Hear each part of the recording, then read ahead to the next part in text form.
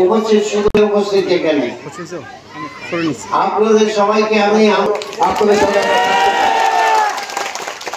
আসলে বাস্তবায়ন করার জন্য ডাক্তার মোহাম্মদ সালেক চৌধুরী আপনাদের কাছে। শেখ মুজিবুর কখনো স্বাধীনতা চায়নি, রসুলপুর ইউনিয়নের উঠান বৈঠকে ডাক্তার সালেক চৌধুরী।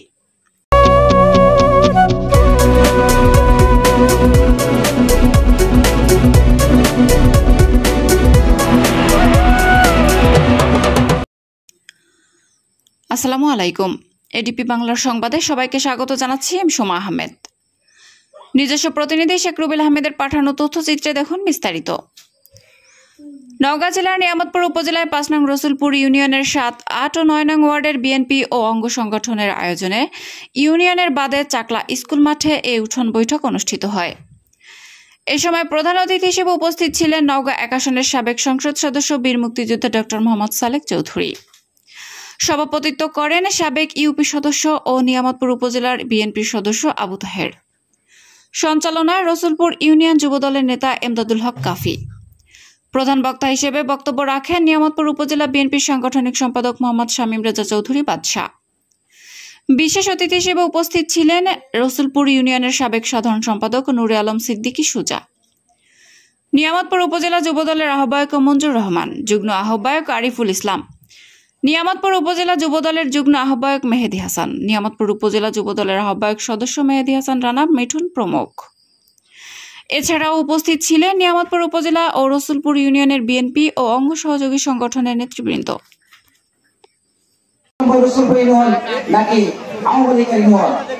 আজকের এই প্রোগ্রামটি আমি ইচ্ছাকৃত এখানে নিয়েছি। চাচা উঠান বৈঠকের কথা যখন বলেন তখন আমি বলেছিলাম যে চাচা এবার আমরা আনকমন জায়গাগুলোতে যাব, যে জায়গাগুলো আপনার জন্য অধীর অপেক্ষায় থাকে।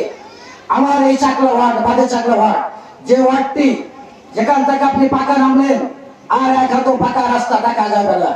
17 বছরে এখানকার লোকজন কি অসুবিধায় থেকেছে সেটা তারাই জানে, আর আমরা যারা তাদের পাশে যাই। আজকে যে মাঠটিতে আমরা প্রোগ্রাম করছি আপনি দেখলেন জায়গাটাতে আসার অবস্থা। এই স্কুলটি আপনি বিলবাদন করে দিয়েছেন।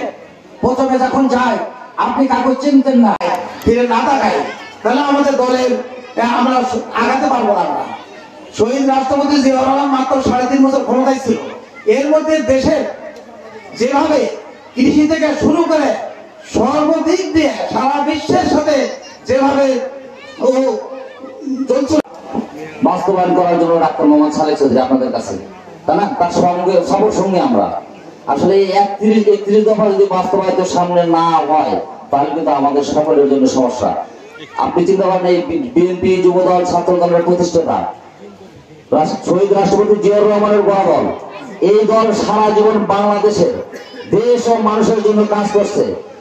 ইতিপূর্বে এই দেশে যত সরকার গঠন করেছে 70% কাজ শুধু বিএনপি একাই করেছে। এটা যারা মুরব্বী আছেন তারা জানেন।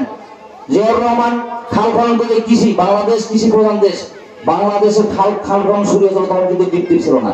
তারই ধারাবাহিকতায় দেশনেত্রী বেগম খালেদা জিয়ার বরঞ্জোর প্রকল্প নিয়ে আসছে এবং আমাদের এলাকার মধ্যে সবচেয়ে সেটাই নিয়ে আসছিল ডাক্তার মোহাম্মদ সালেক চৌধুরী।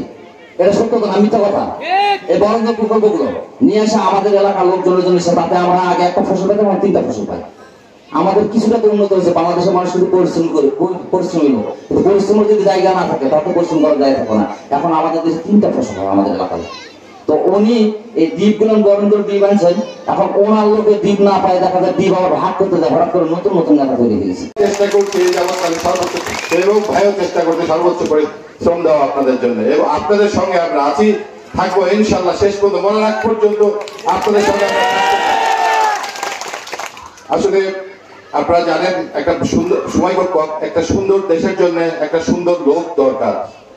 আর যেরকম বাংলাদেশের জন্য একটা সুন্দর লোক ছিলেন মেজর জেনারেল জিয়াউর রহমান, তারপরে ম্যাডাম খালেদা জিয়া, তার নেতৃত্ব 3 টার্ম আপনারা দেখছেন প্রধানমন্ত্রী ছিলেন, তারপরে আমাদের সামনের ভবিষ্যৎ তারেক জিয়া।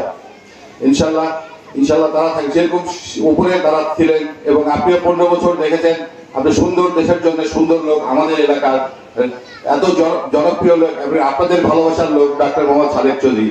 সে দুর্নীতি মুক্ত সমাজ গড়ার জন্য, দেশকে ভালোবাসার জন্য এই যাবৎকালে এত কষ্ট করে নিয়ামতপুরের মতো জায়গায় সে এত কষ্ট করেও পড়ে আছে, সে দেশের ভালোবাসার জন্য।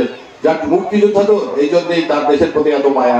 আমরা দেখে মাঝে মাঝে আমরাও বিরক্ত হয়ে যাই যে এত কষ্ট করেন ভাই, আমাদের খারাপ লাগে।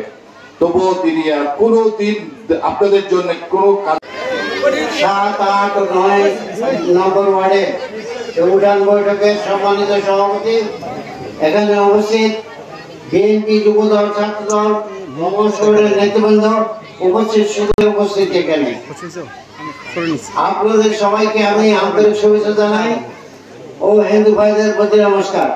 ভাই, আপনারা জানেন আমরা বিএনপি করি। বিএনপির প্রতিষ্ঠাতা শহীদ প্রেসিডেন্ট জিয়াউর রহমান।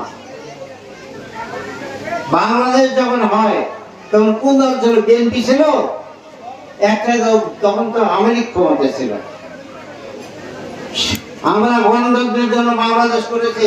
আমি নিজে একজন মুক্তিযোদ্ধা, যুদ্ধ করেছি। আমি ডাক্তার হয়ে, আমার বন্ধুরা ক্যাম্পে ডাক্তারি করেছে এবং সেই সময় 71 সালে 1500 টাকা বেতন ক্যাম্পে ডাক্তারি। আমি ডাক্তারি না করে ট্রেনিং এ যুদ্ধ করেছি। কেন? এই দেশের জন্য। আপনারা জানেন শেখ মুজিব কি করেছিল? বাংলাদেশ চায় নাই। সে 23 তারিখ পর্যন্ত ভুট্টো ইয়া খানের সঙ্গে দরবার করছে, তাকে যেন ক্ষমতা দেওয়া হয়। তাকে ভরে প্লেনে উঠে নিয়ে চলে গেছে পাকিস্তানে। আর তার ফ্যামিলি 32 নম্বর বাড়িতে সবসময় বাড়ির মধ্যে ছিল। পাকিস্তান আর্মি পাহারা দিত এবং বাজার সদা সব পাকিস্তানি টাকায় ওদেরকে খাওয়াতো। শেখ হাসিনা নাকি এখন মুক্তিযোদ্ধা, পাকিস্তানের টাকা খাওয়ায়। আপনারা জানেন শেখ মুজিবুর এই দেশে এসে